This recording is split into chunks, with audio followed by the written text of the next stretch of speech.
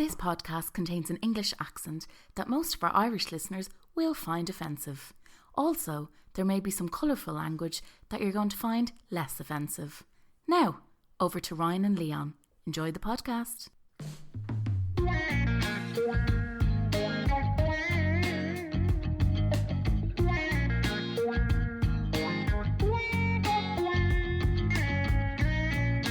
Stephen, what does poetry mean for your mental health? Well, you know what mustn't overstate is it's not an absolute cure for serious mental health problems, but it is a magnificent. It sounds silly to call poetry a resource or a tool, but it is a wonderful friend for people who are suffering from any kind of mental health problem like anxiety and depression. What it sometimes is it's not just concentrated in language. It's about attention. It's attention to real things. It can be anything. It can be an apple on a tree. It can be the shine in someone's eyes. It can be the movements of an animal or the waving of leaves in a tree. It forces you to slow down and think of these concrete and absolute things. And what it can also be is you go for a walk and listen to a poetry podcast. Like, you could get him to read the back of a Lucozade bottle, and it would sound like poetry. Yeah, no, I think that's pretty fair. It could, couldn't it? Yeah. It just sounds so sophisticated. It sounds marvellous. That was Stephen Fry, just in case you didn't know. Just in case you didn't pick up on the voice of the marvellous Stephen Fry. Do you know he narrates the entire collection of Sherlock Holmes? No, I didn't know that. 75 hours. What? Of Sherlock Holmes. The audio books, is that what? The audio books. Really, Apparently, Sir Arthur Conan Doyle, who wrote them, hated Sherlock Holmes because he wanted to kill him off because he was sick of writing Sherlock Holmes books. But it realised that it was the only thing that was making him money, or it was the largest thing that was making him money. So he was like, I have to keep fucking writing them. That's a bit like Mark McCabe not enjoying playing Maniac 2000 anymore. Do you know that he doesn't play it? Do you know he doesn't make any fucking money off it, Snowy? There's a bit of controversy over There's a bit of controversy, isn't there, about Controversy. Mark McCabe? And you know how I knew that? When we were prepping for EP, he was doing a set. It's funny how we've gone from, by the way, That's what I was just thinking. to Mark McCabe, Maniac 2000. But he does a gig, he does a set. He was doing a set at EP, and I was like, oh, I'm going to create an EP playlist of like tunes that you're looking forward to listen to. Sure, Maniac 2000 isn't on Spotify. Googled it, and the only thing you can find is an interview that he does with like the Irish Times, like a profile, and he's beefing massive time, and he's going quite big time as well. He's like, well, actually, I've been DJing for 20 years, so you know, there's stuff that I think people will like that is better than Maniac 2000. So, although I agree, Shut the fuck up, Mark McCabe. What's wrong with you? Play Maniac 2000 now, or I'm gonna go mental. I'd storm that stage if I went to fucking see. What's Mark wrong? McCabe. Just play the fucking music, man. Like, people are going 20 Get over years. yourself. It was fucking 2000, I think it was, when it came out. It says Maniac 2000. It should be hope fucking so. 2000. 24 You'd hope years. so. People have been coming to you to see one fucking song. And now Just you've been a play the bitch. song. Mad. Do you know who isn't like that? Stephen Fry. Yeah. Stephen Fry isn't a one-hit wonder, Mark McCabe, you know what I mean? Fucking No. Maniac 2000, which isn't even his song.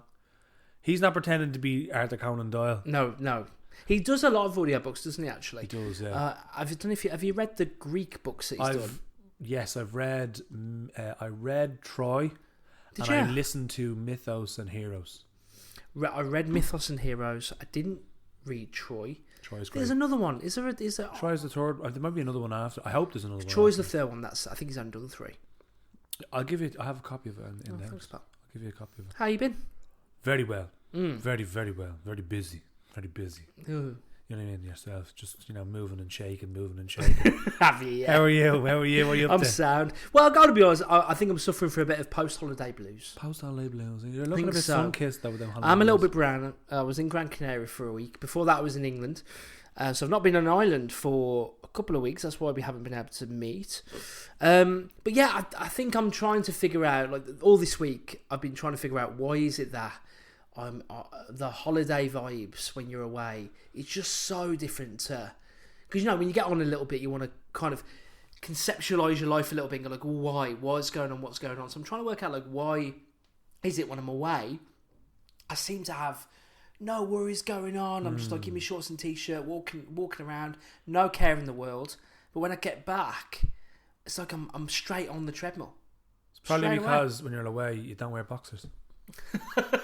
You think that's right? Or socks, actually. Or socks. No socks. Anything on my lower leg. No region. Underpants whatsoever. No underwear of sorts. Going at all. Just flown in the breeze like a plastic bag caught in an updraft.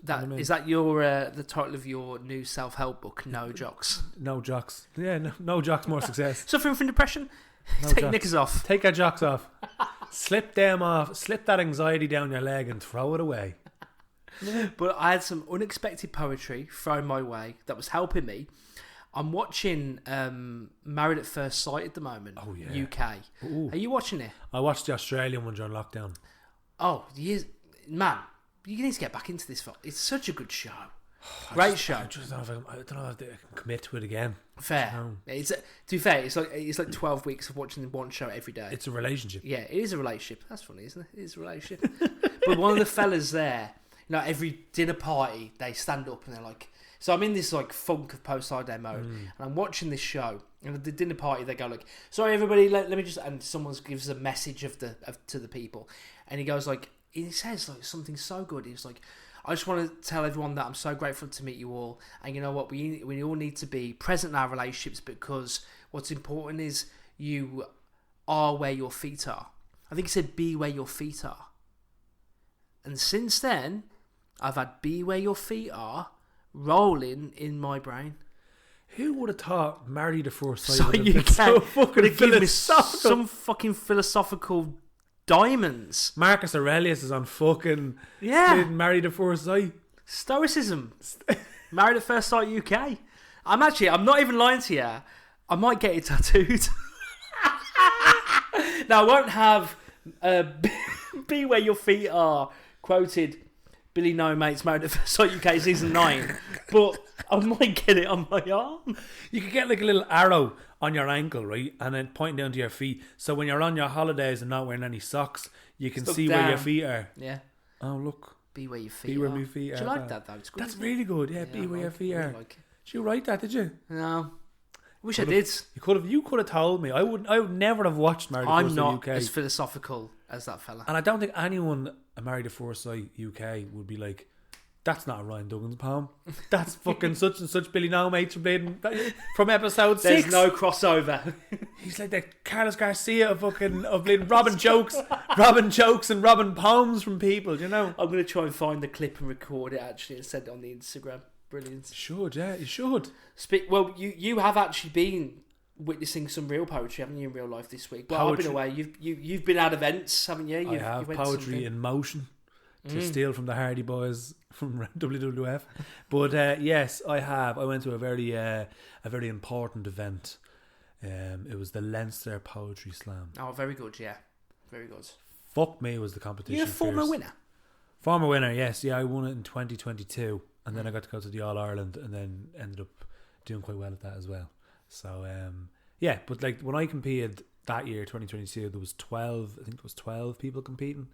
Last year when Anna D won the All-Ireland at the Leinster Slam, actually she didn't win the All-Ireland, or she didn't win the Leinster, she won the All-Ireland, but at that Leinster Slam there was 17, so it went from 12 to 17. This year with 22.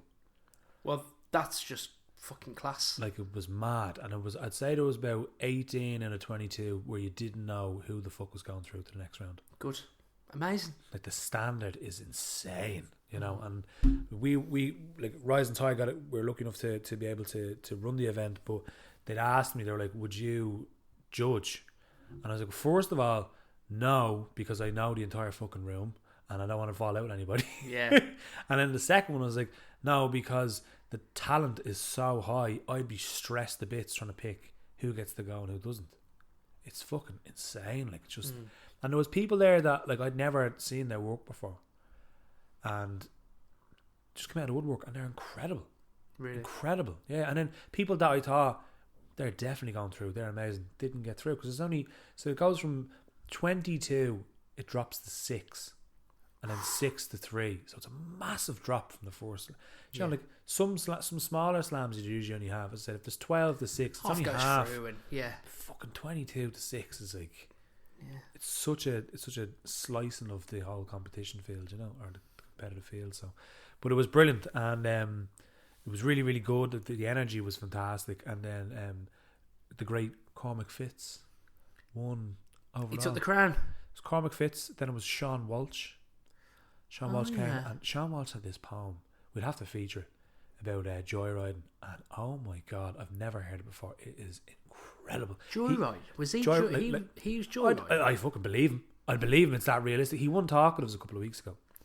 I saw that. I've been interested to. I have to say, I haven't read any of his work yet, but he's in the periphery. Yeah, we'll have to do something about that in the next couple of episodes. But and then Kev Kennedy, who we've already featured quite heavily on the podcast already. He came third. He closed night with Concrete Orange. Fucking brilliant poem, amazing. I've never seen him do it that emotion. It was very passionate. It was high energy. It was brilliant. So like the three that went, they deserved it. Yeah, but I would have brought everyone because everyone was so good. You know, it's great. Yeah, it is. It's really, really good. And like Cormac Fitz is on a roll this year because he won the Irish language competition, and he won Talkatives last year as well. Last Christmas time, he won Talkatives. So it was fun. The All Ireland I won in 2022. I won that lethal. 2 weeks later, I lost Talkatives to Cormac Fitz. Yeah, and he beat me. I was there. Yeah, he was brilliant. Yeah, in the Grand Social, he was unreal, and he won that. And then he won. We did an Irish language competition where he's going to represent Ireland in Slamavision, the UNESCO competition. 12 countries take part, and he's representing Ireland, but he's representing Ireland using Irish, so he's in Oscuelga. So it's half English, half Irish. He's going to mix in between, and it's a phenomenal poem. It's brilliant. So he's going to do that. But he sent me on a piece. Good. He sent me on a piece. Something I was hoping he was going to do that. Yeah, something quite different from what he would usually. Because usually, you know, Cormac Fitz he's a fantastic spoken word artist, and I haven't read much of his page poetry, and he sent me a poem, page poetry, and it's just as good as a spoken word, and it's brilliant.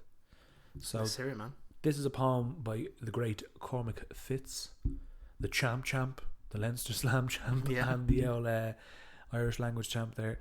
And this poem is called Waiting. Waiting.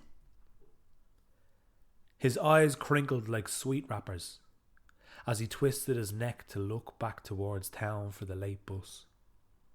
I watched him waiting and wondered, at what point in the rush from stop to stop do we realise that we are old, that we now look one way instead of the other. He travelled the same route as me, back and forth with the buses, worried over timetables, turned his face to the warmth of the sun, took shelter from the wind and rain, and sighed, and smiled when it finally came into view.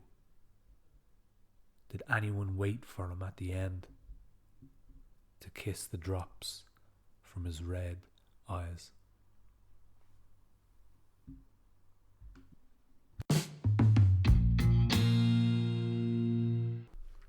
That was the poem Waiting by Cormac Fitz.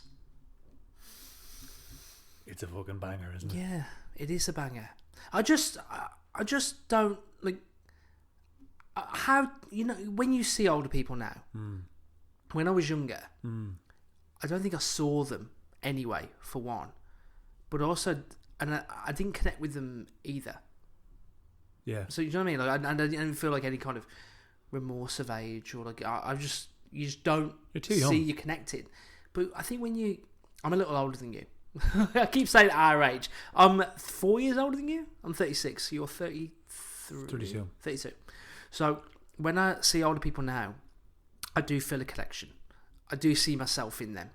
I see my future self being that person. I don't think I can see an old person now without thinking it's me. Maybe that's like that kind of middle, not middle age, but like that age where you're too old to see yourself in people that are at uni, but you're not too old to see yourself in people that are of this age. Yeah. I don't know what that's about really. Like I live with pensioners. I live with 2 pensioners. So you're surrounded by people that are in their golden years, and they're, now in fairness, don't get me wrong, 176, 175, and they're both thriving, very active.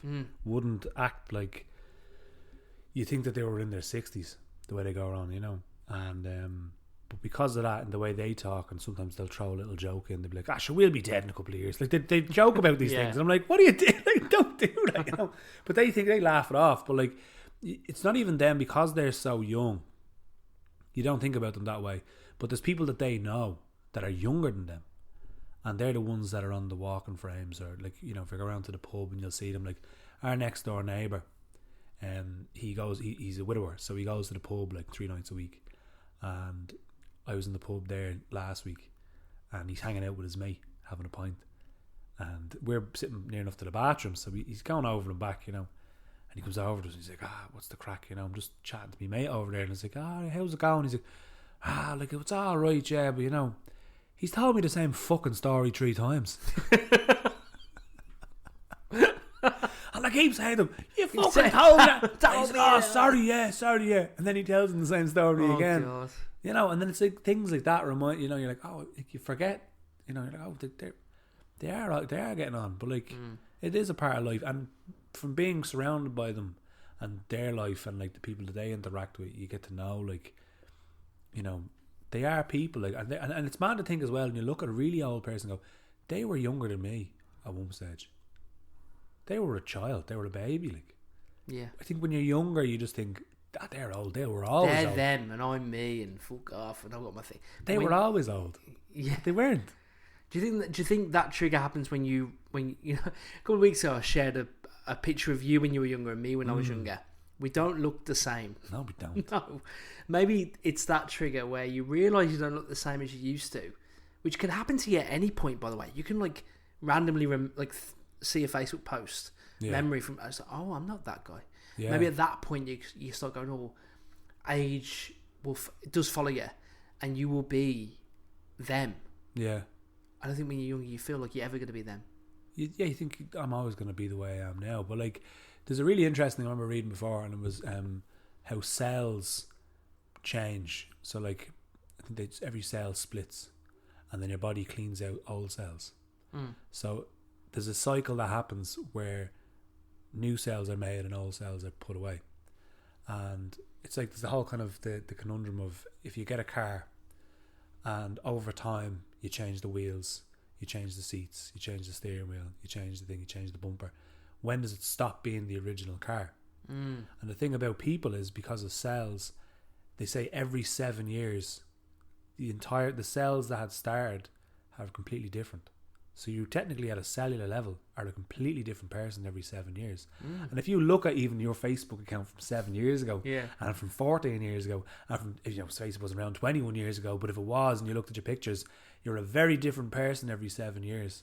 Is that why the 7-year itch happens? Because you're actually a new person that wants to ride someone new? Have you just worked out chemically and physically the 7-year itch on a biological level? Brilliant. There you go. I wanted to share a poem with you. Please do. I saw a post from a Liverpool poet that I think you've met before, called Hayley Gordon. I have indeed. She great poet. Runs a couple of events in Liverpool. I think she's hosting. We'll talk about Hayley later, actually, because we have a poem from her. But she posted a poem from the Canadian poet Rupi Kaur. Mentioned her once or twice, I think, on the show already. I'm a big fan of Rupi Kaur. Actually, that Imelda May book that I've got that you talked about ages ago, A Lick and a Promise. It's great. A Lick and a Promise and ran out in a flurry. What's the first line of the book? I'd have to get it. Yeah. Oh, it's great though, isn't it? Yeah. Great book. I'm really enjoying it. But the Dee Mulrooney art in that book reminds me of Rupi Kaur. And the book in question that I first read was called Milk and Honey. And it was given to me by my sister as a Christmas present. Oh. Which would suggest my sister is good at buying presents, which is not the case. One year, I got a Christmas present from my sister. She's a year and a half younger than me. I think I was 22, 23. She was like, I've got your present, but it's a collection of presents. I was like, okay. She's like, it's the perfect hangover cure. Grand. Okay. So she gave me like 5 different gifts. You're thinking, game on, 5 presents here. Gift 1, a bag of kettle chips. Gift 2 was a Red Bull. Yeah. Gift 3 was a pack of paracetamol. Oh yeah. This is Christmas, by the way. You're probably gonna be hungover the day after. So. There was a DVD of back in the day. With Friends used to release DVDs by a collection of episodes. It wasn't a season, so you could buy 4 episodes of Friends. She got me one of them and a bar of chocolate. Total cost probably £6. It could still fix a hangover. Did you use it? Yeah, of course I use it, but like, what a terrible gift! My sister bought me medicated tablets for me Christmas present. What a knobhead! But she's gotten better over the years. Don't go What a knobhead, like. But she's The gotten world better is over the years. listening, all right. And she gave me milk and honey. What's the worst Christmas present you ever got? I think maybe that. That's pretty think? bad. Yeah. I think paracetamol as a gift is pretty bad. When I was 9, I got a present of tie and cufflinks. That's okay. 9? 9. 9 years What old? the fuck's a 9-year-old going to do with tie and cufflinks? Oh my god. What are you I'm going to going do? to save it with for me confirmation. I'm not going to fucking use juvenile prison? that. I'm in court. For fucking killing whoever gave me them presents.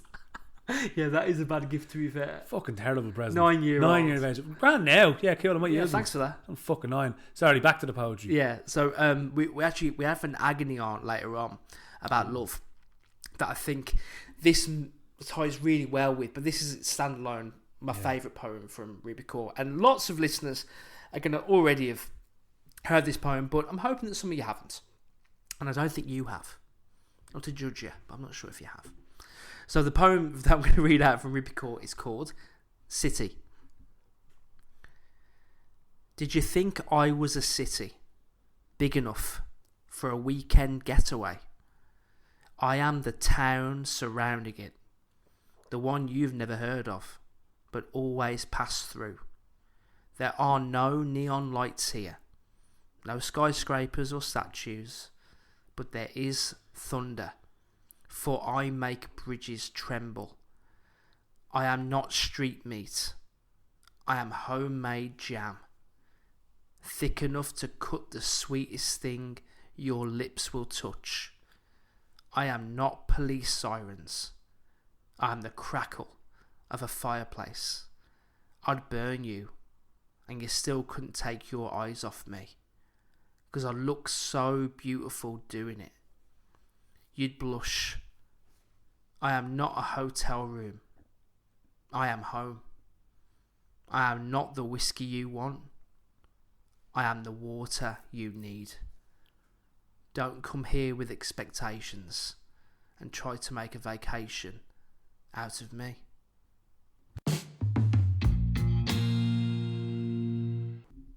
That was City by Rupi Kaur. We had to take a bit of a moment there, didn't we? I had to have a little sip of wine there. We did, afterwards. Jesus, you just need to take a moment there to just digest that poem. Don't you just? That was a lovely poem. I actually made you. I asked you to, in the interim as well, read out the last 2 lines because. Yeah. Don't come here with expectations and try to make a vacation out of me. Isn't it good? That's lovely. It's a level of like a maturity and strength of that poem, because you have to know that people make bad calls with love to understand the power of that poem, don't you? Yeah. Obviously, the writer as well understands the bad decisions we make with romance. Oh, to definitely. know, like, listen, don't fucking come at me with this bullshit over sexualized nonsense that you're at. Like, That's it. Don't put me on a pedestal and just no. or fucking hold an idealized version of me in your pocket. Yeah. You know what I mean? Take me as I am, as they say. Well, we had to have a glass of wine from a beautiful bottle of malbec that you brought in. Lovely for a cold October evening, I'd say. It is now warm the cockles of your heart, wouldn't it? You know how I came across this bottle of wine? I didn't make a purchase. You didn't buy that, no? I didn't make a purchase rub of it this again? wine. No, this soft Argentinian Malbec, lovely long legs on it, I have to say. The tannins are perfect. No, I was hanging out with me 76-year-old mate at my house there. I was. My girlfriend's granddad, and we had a damsel in distress. Oh. A damsel in distress came knocking at the door. Our next door neighbour came to us with a conundrum and was like, I have a bit of a dilemma. So she's a young lad in, I think he's in first year or second year, maybe 12, 13. possibly 14 maybe. But he'd opened the fridge door and pulled the door off. Right? Oh, not great. And he's just like, "Ma," and he's standing there with the door in his hand. And he's like, "What do we do?" Strong lad. So the fridge door just off the fridge. So she's like, "This happened last night. You couldn't come in and fix it for us now." We're like, "Yeah, grand." So now I don't know if you know this. I don't have a trade. I'd have thought you'd have brought it up before if you had. I don't have a trade. No. I'm not a skilled labourer. No. You know? I know I look like sometimes that I could. Yeah, be a you're not a carpenter. soft touch. Do you know, I could possibly put some pipes together and plumb a house, but I actually can't. I can't at all. I could write you a poem about plumbing pipes. Yeah. But I couldn't actually plumb pipes. Anyway, so I thought fridge maintenance is fairly simple enough, so I could possibly do it. So I felt like, this is my time to shine, to show that I am a man. And I'm going to do Game this. on. So I went in armed with a flathead and a Phillips screwdriver. That's all I needed. And figured out how to reattach the fridge door. Fuck me, well So done, there's a bottom bracket underneath it. There was like a bar that had come out from the bottom, and it was sitting in there's like a little grommet that it sits into, and you have to screw it. And then, but the thing is, you can't get the door on them because there's two kind of bars. Imagine one on the top, one on the bottom, that the fridge door kind of slots into, but you can't fit it in. So I managed, if you take the bottom part off, put the thing into the grommet, the bottom bar, and then stick it into the door and screw it onto the actual fridge itself, it'll work. And I walked out of there, I felt like I could build my own gaff. I felt like I should have went out and bought a pair of Snickers trousers. Oh, you'd be driving the birds crazy, Mal. I just sat there in the pub afterwards, just did a bit of work. Just been working, mate. Got a breakfast roll immediately afterwards. Yeah. Do you know what I mean? Yeah. Just started like putting bits of plaster on my trousers just so people think that I did a good job. Well, you did a good job. So about an hour later, I got a knock on the door. She got you a bottle of wine. It's mad, isn't it? The Snickers trousers thing is let's be honest, it's a kink. It is a kink. It's a kink. But there's not really that would be like if me and you were like always talking about like hairdressers. Do you know what I mean? Like it's like an over masculine job. Like what is the over feminine job? It's someone who's a beautician. Does nails. Like removing hair. Does lashes. What do you mean you? Well, actually, maybe a nurse. Or a nurse. Ah. The thing is, right? Nurse is a kink. I'm going to let you in a little secret. Anyone can buy a pair of Snickers trousers. They don't ask you for ID. There's no. You could. You don't need to. We could be sitting do an here. exam. We could be sitting here in Snickers trousers right now, drinking glasses of red wine, talking about poetry, Yeah. and putting a little bit of plaster on to make people think that it's believable. We could buy our own pairs of Snickers trousers. It's like one of my mates said to me before. one of our mates is he's a black belt in jiu-jitsu, and one of his mates went, "Fuck it, not gonna do jiu-jitsu." Went out and bought himself a black belt karate belt. He's like, "No, I've got a black belt too." Stop! He He's did like, not. You can just buy them. Nobody asks. No one asked. Yes, they wouldn't ask. We can Take do the whatever we sale. want. We're the masters of our own destiny. Be where your feet are. Be where your feet are. In a pair of Snickers trousers. Lie. Jesus Christ. What poems are we doing now? I don't know. What are we up to? You know what? Actually, I wanted you to share a poem. We're both big fans of Luain Press. Yes. Ran by the great Lee Sheridan. Yeah. And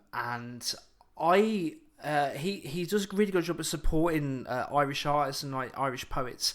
And he now every couple of months he'll publish a collection of poetry from someone who maybe is having their first collection published, and that's happening now. So like there's a poet called Michelle Bosonnett who he's now working with.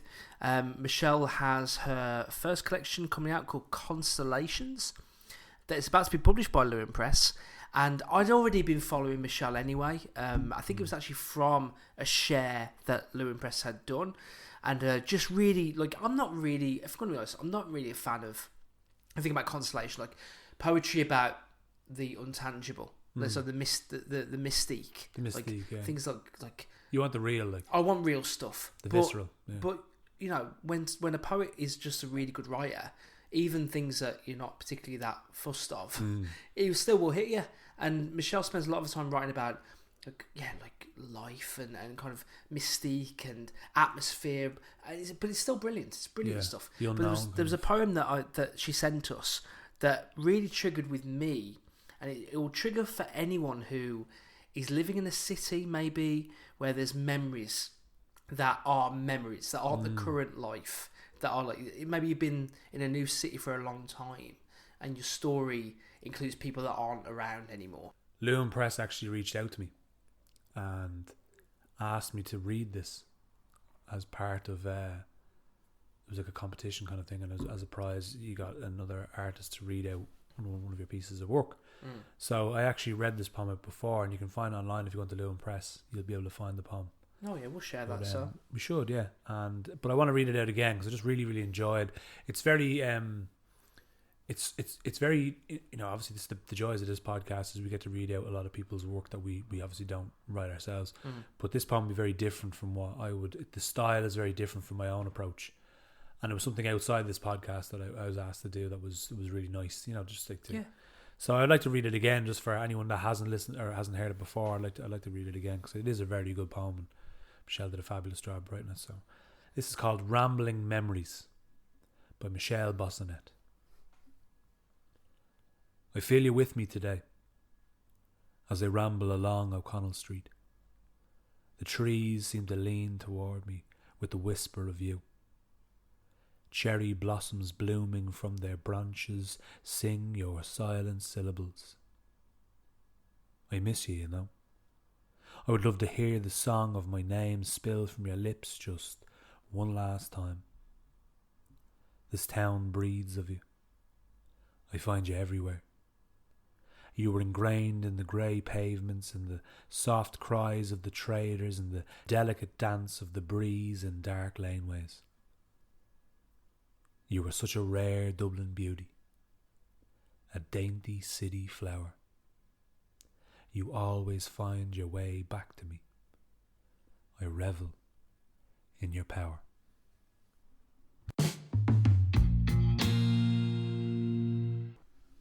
That was Michelle Bosonnett with Rambling Memories. Lovely poem, isn't it? Yeah. Hopefully that hit home for anyone who has, sometimes walking around the city on your own and you have these thoughts that kind of come in from your previous life in that place. I think it was really good. Just got me, it was really moving. I really enjoyed it. It reminds me a bit of Raglan Road, you know, it's a kind of quiet street where old ghosts meet. Yeah. I see you walking now. And it's like the city... And that's why I love Dublin so much, is because I have so many memories here. And like I walk past, say, like for instance, if I'm walking down Grafton Street and I see like the Captain America's, I used to work there for like 2.5 years, and like I remember just looking up at the sign and I'm like, all the memories of that time there, and all the, you know, we used to go out, we were all mates and we used to go out and stuff like that. You know, it's part of your life from years ago. You're like, oh Jesus, remember that? And, you know, or then like say, like I walked past the place in the Jervis there on Tuesday, and one of my mates, it was our first job in is it called Sparrow or something, you know, the pizza place, it's like Sparrow. It's like this pizza by the slice job, you know what I mean? But you have to wear this fucking ridiculous uniform as like a little chef with a little slanted hat, right? Yeah. Right?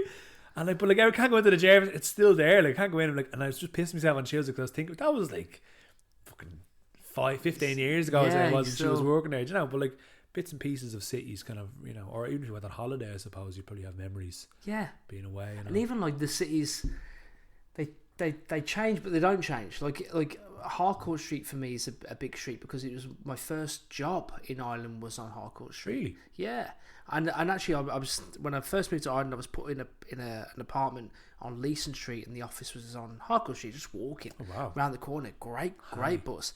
But then even now, it was 10 years ago. Yeah. That job lasted about 2.5 years. And even now when I get the Lewis from where I work in Sandyford up into the town centre, and I pass Harcourt Street Station to Stephen's Green, I feel myself reminiscing. Yeah. Like I'll look for the office. Yeah. And obviously knowing that I used to know is never there anymore. But I still have those wonderful memories from people that I don't really speak to anymore. Like I don't know anyone from those days. But it's still great that that street's still there. It's like a comforting... I don't know, it's like it's literally going down memory lane. Yeah, it is. It's beautiful. Do you ever walk into a place that you haven't been in ages and it still smells the same? Yeah. You know, I'm saying, but if you go back to that's usually local pubs, you know, where you're from, and it like local pubs I think about the local pub where I'm from. Yeah, I thought pub as well. That's what I was thinking. I was trying to make a home. I was like, maybe your ma's house or something like that. But no, you know what I mean? But it's like Pubs. When you're young, yeah. Your first pubs. You go into like certain places and you're like, this is nice. Speaking of pubs, yeah. You went to Liverpool. Was it last year? You were in Liverpool. Last year, it was June. I think it was. And you were doing a thing at a lovely. Was it called a lovely? Lovely word. A lovely word. Yeah, run by the great. I always thought it was great. We're in Liverpool, and it's run by a great person called Alex Ferguson. Hilarious. It's fucking brilliant. But it was in the Everyman Theatre, which is like I didn't realise until afterwards. It's a very famous theatre. Like, so, it's downstairs. They do it, and I met a lot of different poets there. And that's where I met Hayley Gordon. And Hayley would be quite a quite a I say a highly profile person in the Liverpool poetry scene. Yeah, is running things and doing things. She posts poetry, she performs poetry. She also does a bit of comedy, I think, as well. I think I was messaging her back and forth because we wanted to share some of work on the show. Yeah. And what was interesting is and this is like what I think about the value of these nights. Like I did a comedy set once and it was shite, but I'm so glad that I did it because it kind of going to these things, open mics, poetry nights, comedy. You find your voice, and it's really good for people who are struggling to find their voice. They don't feel heard. And they're trying to work out who they are. Yeah. The stage is such a powerful thing to support your future better version of you if you're not sure who he is. Yeah, it's you're trying. I think I was the same when I was 19. I did stand-up comedy for a couple of months. Did you? Then when I was 23, I think I went back and did it for a couple of times more, and then kind of stopped doing it again. But then when I found the spoken word, I think it's just people are like drawn to the stage to stand up there and like to stand in front. It's such a brave thing to stand up on a stage and be so vulnerable. Yeah. But it really does show you who you are and what you want to do. And then when you connect with the audience, there's no better feeling than when you say you write something for you. And then someone comes up after or in real time, you get a response from a crowd of strangers and they see themselves in the work that you were presenting to them. Yeah, and you take that confidence in your everyday life. Yeah. And Hayley's found great confidence, and it seems like a new lease of life by being a part of this scene.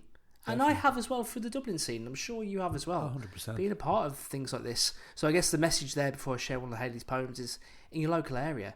If there's some, it doesn't have to be poetry. It could be fucking anything. Could be anything that you like.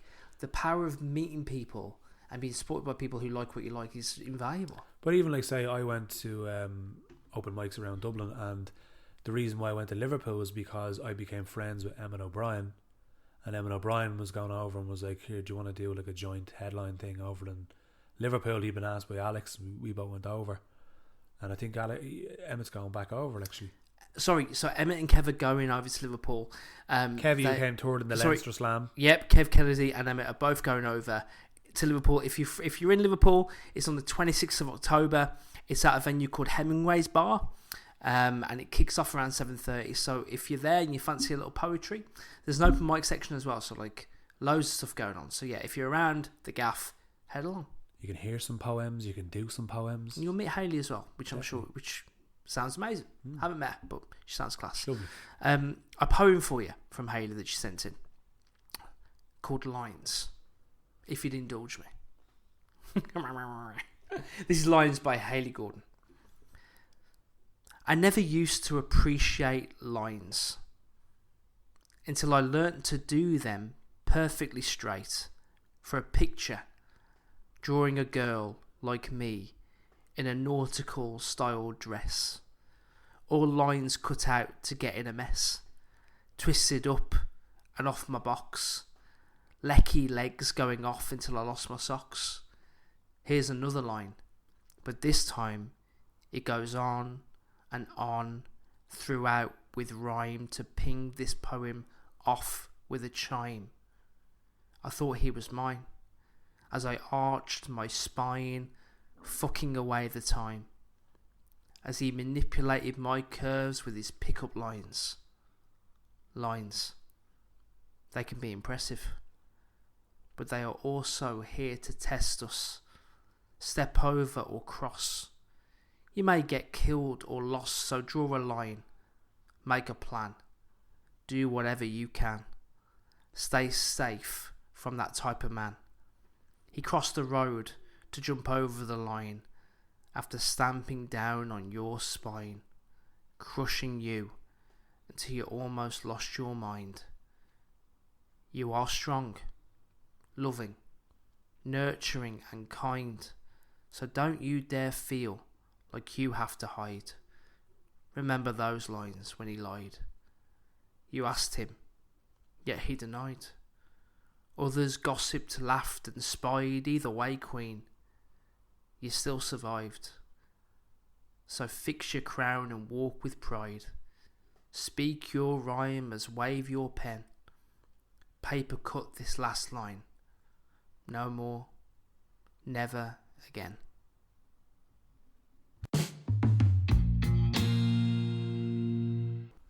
That was Lines by Hayley Gordon. Absolutely. Everyone has a line that they shouldn't cross. Yeah, that was a. I saw Hayley perform at a Lovely Word, and she was brilliant. And it's great to see that she's still thriving, surviving. You know, doing really well. Yeah. And that poem's lovely. And if you're around for that gig in October, Yeah. head the fuck over. You know what I mean, mate? It just You comes, just- it just happens, Just babe. fucking What falling do you out of me. want? What you want? Just gold falling out of me. Thanks for that, Hayley. Yeah, honestly, thank you so much for sending that poem. It's brilliant.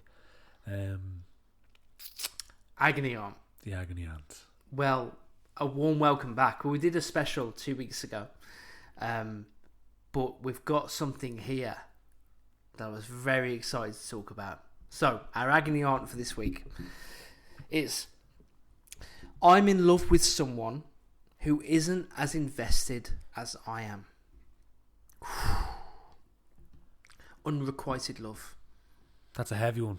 Isn't it? That's a heavy one. It's a popular one. Do you know, when you told me that, I had to ponder it for a while. Oh, you pondered, I had to did ponder you? it, yeah.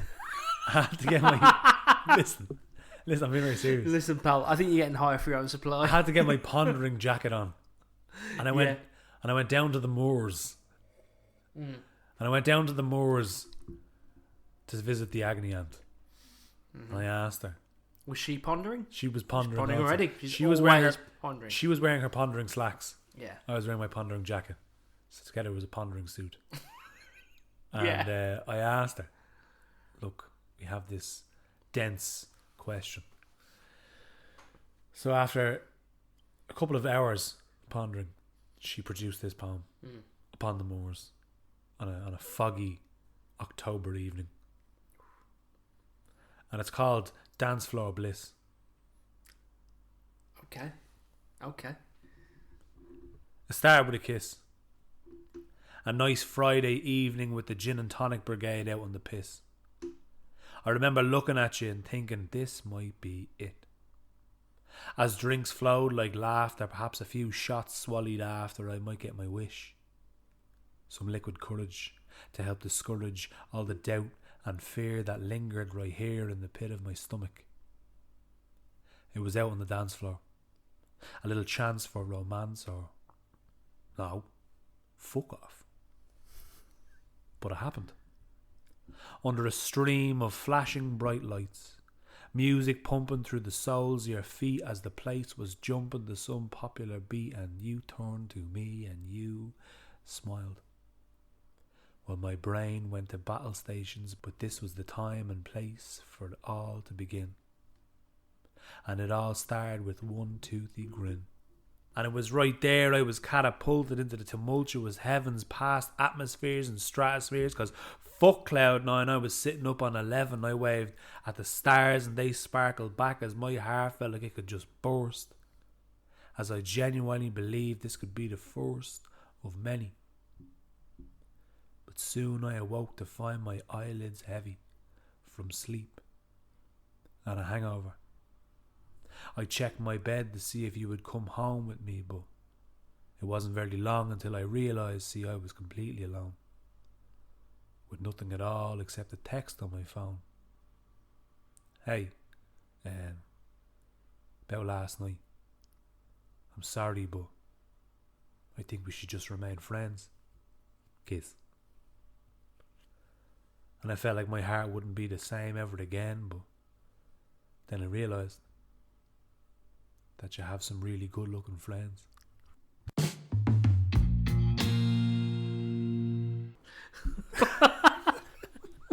That's the answer, innit? Just shake it off and go after the friends. You're the queen. You can take whatever you want. No, you can get whatever you want. Do you know what I mean? Don't be bogged down by someone who doesn't pay any fucking mind to you. Fuck them. Fuck them. Fuck but you them. know, we've all... I mean, even Brad Pitt's received a text like that. Do you know what I mean? You up? Question mark. Yeah.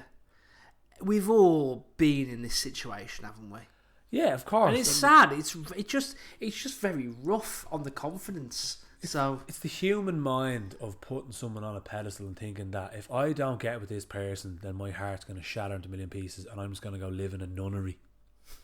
You're the last to go. And then a roll of the dice. And then a couple of months go by and you might be in the gym and looking well, or you might be, got a new haircut, or you might be, just being a bit more yourself and being happy, and you find somebody else. And you're like, oh, forgot about them. Do you know what I mean? Like, yeah. So like, it's so dramatic when this happens. When you're in the thick of it. In the thick of it. Oh, it's so bad. Like, it feels like your heart's going to shatter into a million pieces. Yeah. But like, then you get over it. You always get over it. Always move on.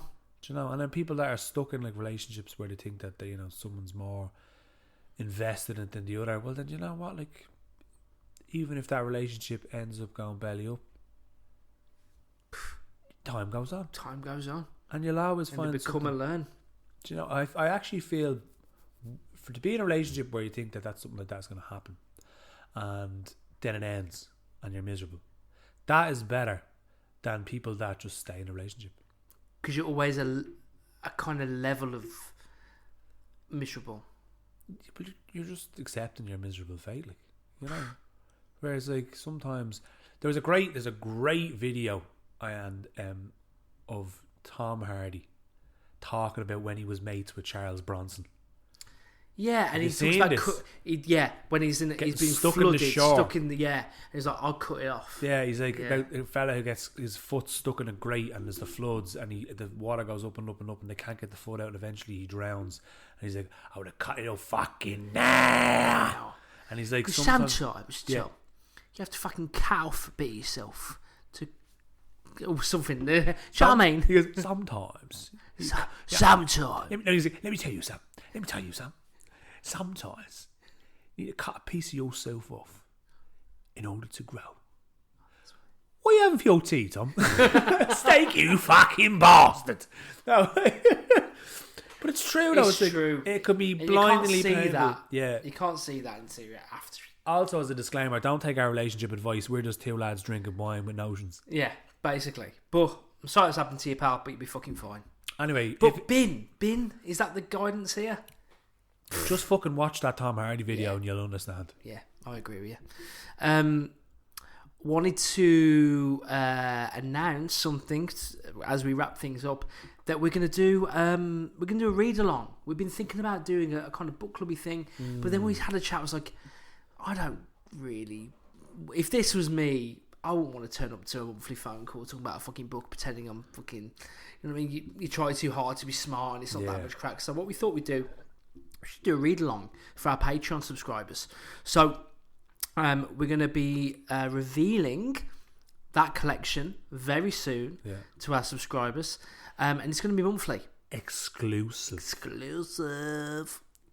So you need to be subscribed to the Patreon. You do.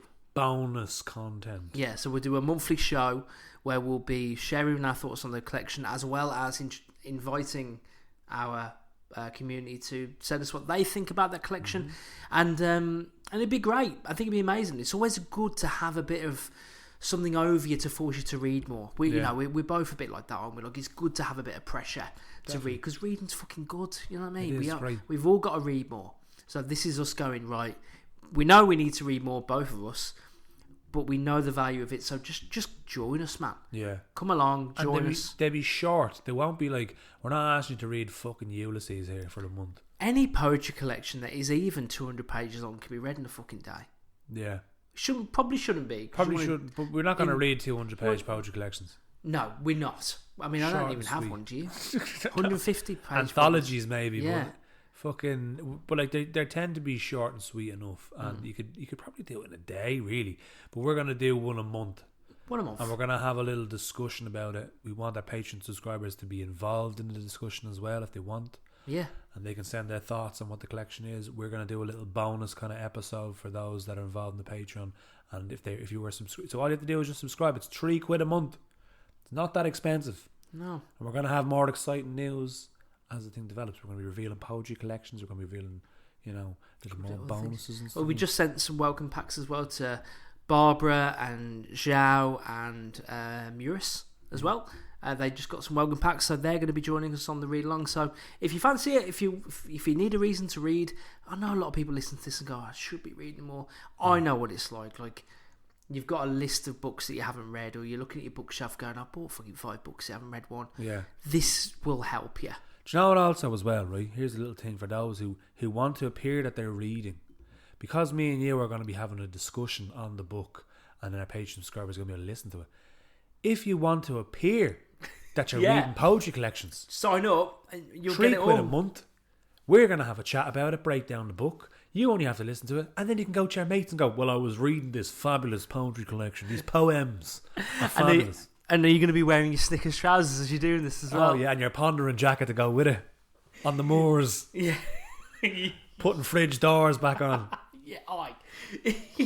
If you were a man and you like lying, subscribe to the Patreon. Do you know what I mean? You can just buy a black belt and a fucking pair of Snickers trousers. The black belt's always mental, by the way. So if you want to, find out someone, find a new love, and you want to appear cultured, you can just get subscribed to our Patreon. You can listen to our bonus content. You can get that information, take a few notes. You can go out into that dance floor and you can say that you were listening to or you were reading a very, very good poetry collection, and you're just so artistic and culturally grounded and stuff. You can probably have a little Argentinian malbec, soft long legs on it, great tannins, full bodied, and a sculpted arse upon the cheeks there. Join us, please. It'd be great to have you. And be cultured. Leon, it's been a while, mate, but thanks for your time. I really enjoyed today. Always a pleasure, never a chore, Ryan, baby. See you later on.